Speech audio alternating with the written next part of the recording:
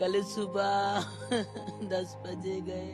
बगल में अगल बगल आग लग गई। मुझे ये थोड़ी पता था कि उसी बिल्डिंग में मेरा भाई में लग गई आग की, बचा कि नहीं बचा बाद में पता चला। वो जो लड़की से शादी होने वाली थी वो भी साथ में ही काम कर रही थी। जी इस वजह से। और मेरा भाई मुझे लगता है ऐसी स्थिति में फंस गया है कि वो कॉल ही नहीं कर पाया, वरना वो फोन जरूर करता मुझे कि भैया कि ऐसी ऐसी दिक्कत है।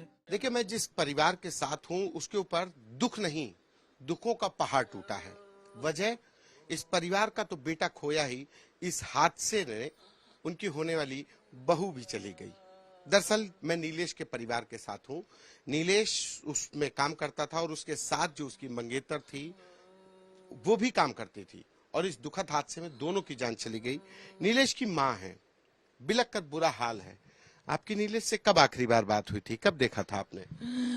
कल सुबह 10 बजे गए घर से, ऑफिस से गया था सुबह गए। फिर बात नहीं हुई आपकी? उसके बाद नहीं बात हुई पूरा दिन। वो जो लड़की से शादी होने वाली थी वो भी साथ में ही काम कर रही थी।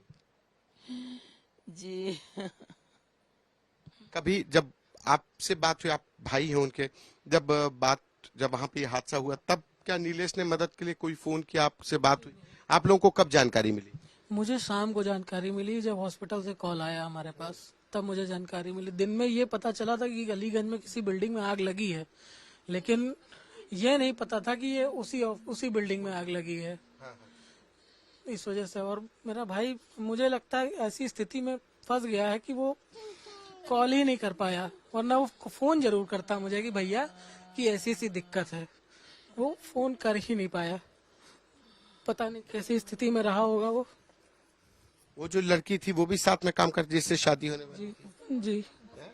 उसका क्या नाम है? वो कब, अनामिका सामंत। वो कब हुई थी एंगेजमेंट? पिछले हफ्ते बातचीत हुई थी हमारी, सब कंफर्म हो गए थे, सब पूरी बात कंफर्म हो गई थी कि हाँ बस अब शादी कब करनी है, ये बातें हो रही थी। ये सब डिसाइड करना था कि कब करनी है, बाकी सारी बात तय हो गई थी।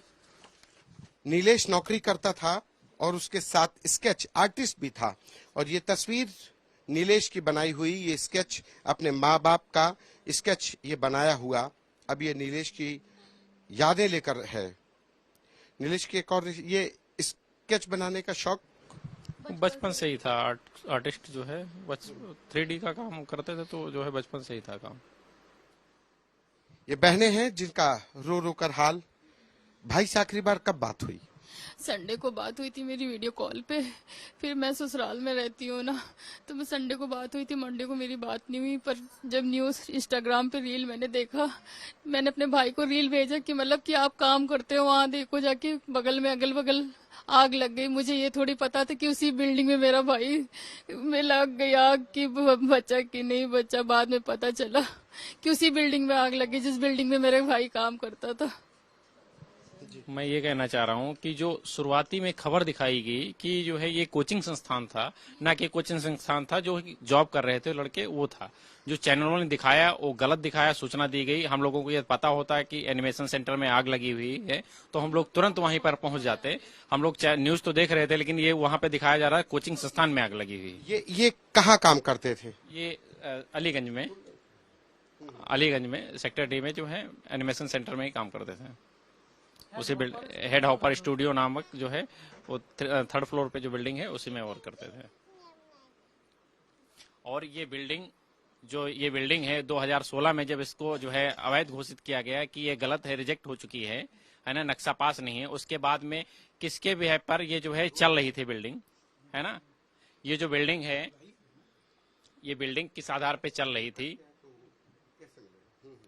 तो ये किस आधार पे चल रही थी, और जो है जब उसको ध्वस्त कर देना चाहिए था, या ध्वस्त हो जाता तो आज नीलेश यहाँ पर होता सबके सामने, है ना। और आपसे आखिरी बार कब बात हुई थी? हमारी परसों बात हुई थी। नहीं, मैं मौसा हूँ। परसों शाम को बात हुई थी हमारी। हम यहाँ श्री राम टावर आए हुए थे फोन लेने के विषय में, तो फोन पे बात हुई थी हमारी। और ये गवर्नमेंट की जो है बहुत बड़ी चूक है कि ऐसे लखनऊ के या पूरे उत्तर प्रदेश में ऐसी अवैध बिल्डिंगें चल रही हैं जिनका कोई भी मानक पूरे नहीं है और ये घटनाएं होती रहती हैं। पता नहीं कितने परिवार जो है उजड़ जाते हैं। एक सवाल व्यवस्था पर तो हो ही रहे हैं, लेकिन जो यादें हैं किसी भी परिवार की, जब उनका कोई अपना चला जाता है ऐसे हादसे में, तो सिर्फ यादें रह जाती हैं। सवाल खड़े हो जाते हैं कि इस हादसे के लिए जिम्मेदार कौन है।